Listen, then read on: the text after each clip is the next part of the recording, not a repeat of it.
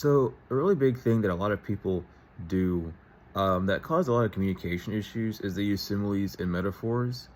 Not that there's anything wrong with them, but they cause a lot of communication issues. A simile is using a comparison of two things in rhetoric, which is just another way of saying the art of persuasion or using the art of persuasion. To be rhetoric is to persuade someone.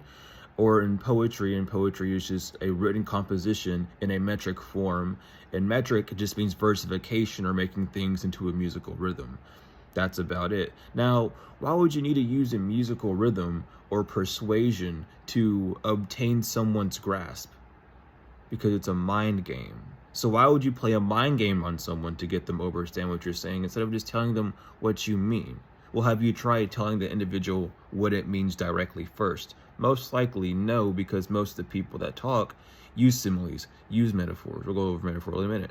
But they use similes because they don't believe that they're talking to people that can understand them, which is why I talk directly first, and then if that's not understood, I then break it down further. I'm not going to come at you like you're ignorant or arrogant. I'm going to tell you what it is, and based off your response is going to just dictate if I should conceal or reveal, not off of how you're acting, but based off of how I can compare your reaction to the information to a version of myself and compare to see if that version of myself would even be able to handle that sort of information or not, which is how I compare my interactions with everyone. It's a different thing for everyone. Not every one person is the same, so I'm not going to treat people as a group collective because you're individuals within a collective way of being. That's all.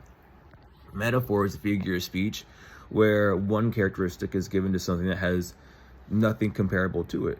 They're adjacent. Both a simile and a metaphor are adjacents to what you're trying to actually get to.